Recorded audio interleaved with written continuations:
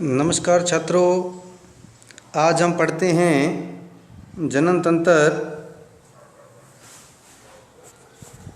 इसके बारे में आज हम चर्चा करेंगे। तो आओ बच्चों शुरू करें। जनन तंत्र की क्या होता है जनन तंत्र?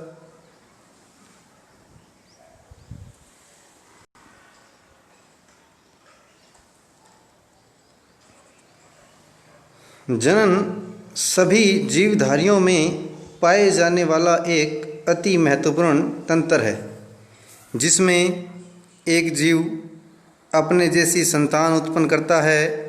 मानवों में लैंगिक जनन पाया जाता है।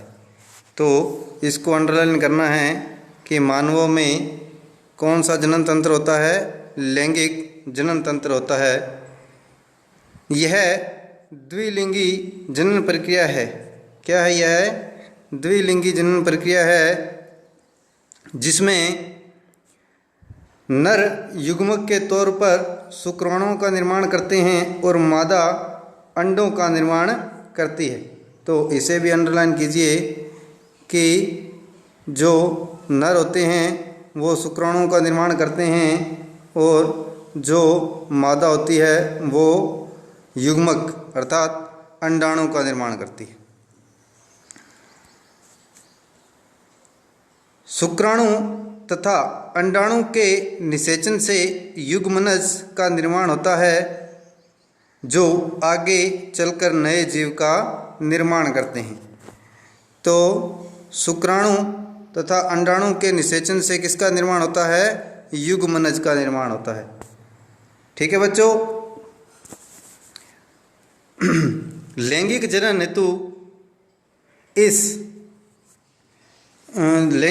हेतु इसके लिए उत्तरदायी जनन कोशिका का विकास एक विशेष अवधि, जैसे यौनारंभ कहा जाता है, में होता है। इस अवस्था में लैंगिक विकास दृष्टिगोचर होने लगता है तथा जनन परिपक्वता आती है।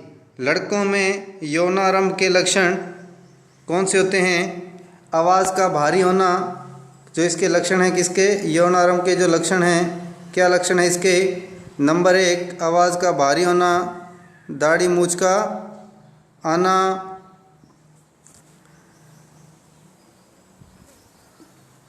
कांख व जननांग क्षेत्र पर बालों का आना, त्वचा तेलीय होना, ये सब क्या हैं? ये इसके लक्षण हैं।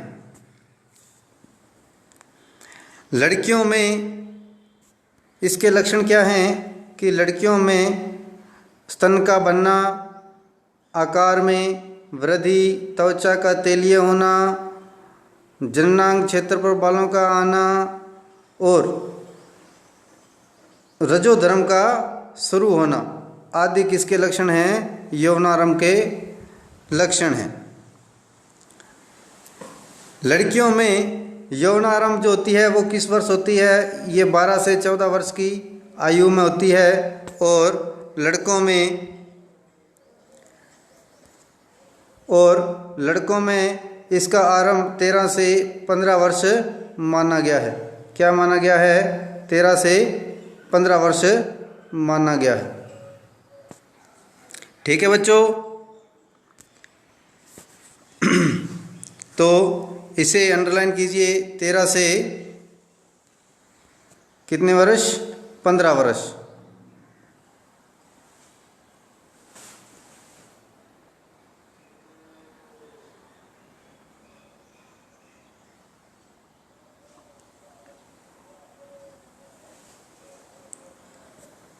इसके बाद शुरू करते हैं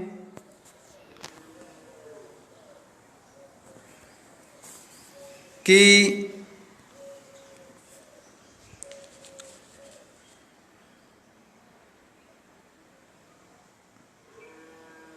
लैंगिक परिपक्वता 18 से 19 वर्ष की उम्र में पूर्ण हो जाती है। जो लैंगिक परिपक्वता है वो 18 से 19 वर्ष में क्या हो जाती है? पूर्ण हो जाती है। तो इसे भी अंडरलाइन कीजिए।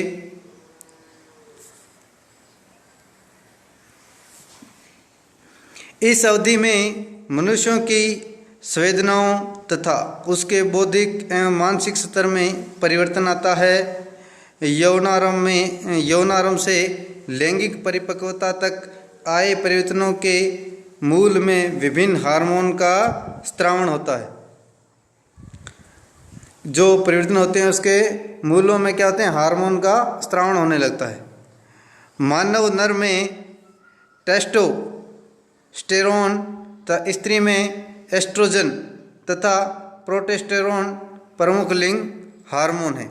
तो इसे अंडरलाइन कीजिए कि जो मानव होते हैं, मनुष्य होते हैं, इसमें नर में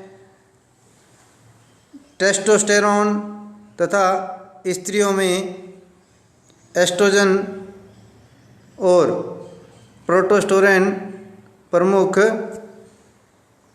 लिंग हार्मोन है। तो इसे आपको नोट करना है। अब शुरू करते हैं नर जनन तंत्र। क्या शुरू करते हैं? नर जनन तंत्र। इसके बारे में पढ़ें क्या होता है। नर जनन अंगों को प्राथमिक व द्वितीय लैंगिक अंगों में विभेदित किया गया है, जैसे ये चित्र में दिखाया गया है। इसमें क्या होता है इसके बारे में पढ़ते हैं कि प्राथमिक जो लैंगिक अंग होते हैं कौन कौन से होते हैं, इसके बारे में चर्चा करें।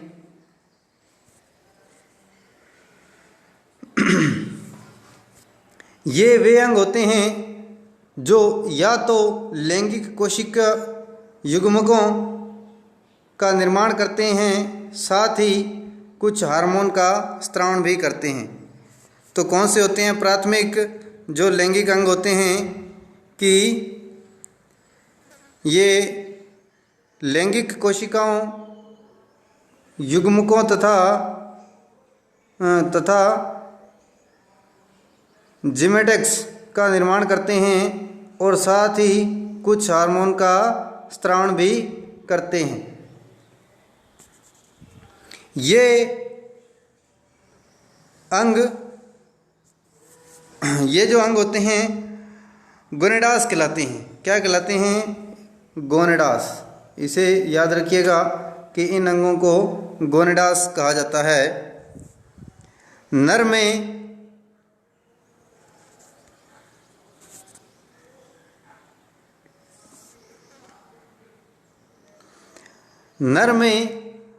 जदन वृषण कहलाते हैं। और ये जो अंग होते हैं ना, ये जो नर होते हैं यानी कि मनुष्य, इसमें क्या कहलाते हैं? वृषण कहलाते हैं। नर जनन कोशिकाओं शुक्राणु का निर्माण करने के लिए उत्तरदायी होते हैं। जो नर जनन होते हैं वो कोशिका शुक्राणु का निर्माण करते हैं। किसका निर्माण करते हैं? कोशिका शुक्राणु का निर्माण करते हैं। मानव में एक जोड़ी वृषण पाए जाते हैं। यह उदर गुहा के बाहर वृषण कोश में उपस्थित होते हैं। वृषण के दो भाग होते हैं। कितने भाग होते हैं? दो। प्रथम जो शुक्राणु निर्माण करता है, जो फर्स्ट होता है वो क्या करता है? शुक्राणु का निर्माण करता है। और जो द्वितीय होता है वो अंतःस्रावी ग्रंथियों के तौर पर टेस्टोस्टेरोन हार्मोन का क्या करता है? स्त्रावण करता है। तो इस तरह से ये इनके क्या होते हैं? कार्य होते हैं। अब शुरू करते हैं द्वितीय लैंगिक अंग। कौन से? द्वितीय लैंगिक अंग क्या होते हैं? प्राथमिक लैंगिक अंगों के अलावा जो भी अंग जनन तंत्र में कार्य करते हैं द्वितीयक लैंगिक अंग कहलाते हैं, जो निम्न प्रकार से। कौन से हैं? वृषण कोश। नंबर 1 क्या है? वृषण कोश है। वृषण को स्थिर रखने के लिए आवश्यक होते हैं। शुक्राणु निर्माण हेतु शरीर से कम तापमान की आवश्यकता होती है। जो शुक्राणु निर्माण होते हैं इसके लिए शरीर से क्या होना चाहिए? कम तापमान की आवश्यकता होती है। वृषण कोश ताप नियंत्रण यंत्र के तौर पर कार्य करते हैं। तो ये आपको याद रखना है, जो वृषण कोश है वो ताप नियंत्रण के तौर पर क्या करता है? कार्य करता है। तथा यहाँ का तापमान शरीर के अन्य अंगों से कम रखता है। नंबर 2 आता है शुक्र वाहिनी। नंबर 2 क्या आता है? शुक्र वाहिनी। क्या होता है? पढ़ते हैं। शुक्राणु शुक्राशय तक पहुंचाने के लिए शुक्र वाहिनी की आवश्यकता होती है। शुक्र वाहिनी मूत्र नलिका के साथ एक संयुक्त नली बनाती है। अंततः शुक्राणु तथा मूत्र दोनों समान मार्ग से प्रवाहित होते हैं। मानव में एक जोड़ी शुक्र वाहिनी पाई जाती है। तो इसका जो कार्य है वो क्या होता है? शुक्राणु शुक्राशय तक पहुंचाने के लिए जो अंग होते हैं शुक्र वाहिनी होती है।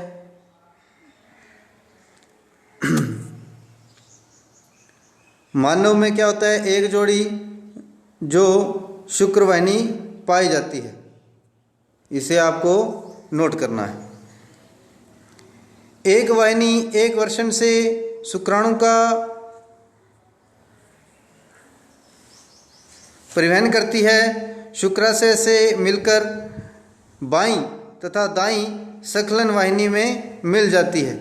यह वाहिका शुक्राशय से साथ मिलकर संकलन वाहिनी बनाती है। तो जो शुक्र वाहिनी होती है, ये एक वाहिनी एक वर्षण से शुक्राणु का क्या करती है? परिवहन करती है। परिवहन करती है और शुक्राशय से मिलकर दाईं व बाईं संकलन से मिल जाती है। शुक्राशय से मिलकर बाईं व दाईं संकलन वाहिनियों से मिल जाती है। इसे आपको याद रखना। इसके बाद आता है शुक्राशय। क्या होता है शुक्राशय? इसके बारे में पढ़ते हैं। शुक्राशय शुक्र वाहिनी शुक्राणु संग्रहण के लिए एक थैली जैसी आकृति होती है, जिसे क्या कहते हैं? शुक्राशय कहते हैं। तो इसे आपको नोट करना है। क्या होता है? शुक्र वाहिनी शुक्राणु संग्रहण के लिए एक क्या होती है? थैली जैसी संरचना होती है, जिसे क्या बोला जाता है? शुक्राशय कहते हैं। इसमें जाके वो शुक्र वाहिनी खुलती। शुक्राशय एक तरल पदार्थ का निर्माण करता है जो वीर्य के निर्माण में मदद करता है। तो इसे आपको नोट करना है। जो शुक्राशय है वो एक तरल पदार्थ का निर्माण करता है जो वीर्य के निर्माण में मदद करता है। साथ ही यह तरल पदार्थ शुक्राणु को ऊर्जा और गति देता है। तो इसे भी आप लोगों को नोट करना है। इसके बाद शुरू करते हैं प्रोस्टेट ग्रंथि। प्रोस्टेट ग्रंथि कौन सी होती है? यह अखरोट के आकार की एक बाह्य अंतःस्रावी ग्रंथि है जो एक तरल पदार्थ का निर्माण व उत्सर्जन करती है। यह तरल वीर्य का भाग बनता है तथा शुक्राणु को गति प्रदान करता है। तो इसे आपको नोट करना है कि अखरोट के आकार की बाह्य अंतःस्रावी ग्रंथि है जो तरल पदार्थ का निर्माण और उत्सर्जन करती है। यह वीर्य का भाग बनता है और शुक्राणु को गति प्रदान करता है। तो इसके बारे में आप लोगों को नॉलेज होना चाहिए, इसलिए इसको नोट करना। मूत्र मार्ग, यह एक पेशीय नलिका है जो मूत्राशय से निकलकर संकलन वाहिनी से मिलकर मूत्र जनन नलिका बनाती है। इसमें से होकर मूत्र शुक्राणु प्रोस्टेट ग्रंथि आदि के स्त्राण बाहर निकलते हैं। यह नलिका शीशन से गुजरकर मूत्रोजनन छेदर द्वारा बाहर निकल जाती है। तो इसके अंदर आपको क्या नोट करना है? मूत्र मार्ग के अंदर कि इसमें से होकर मूत्र शुक्राणु प्रोस्टेट ग्रंथि आदि के स्त्राण बाहर निकलते हैं। इसके बाद शीशन,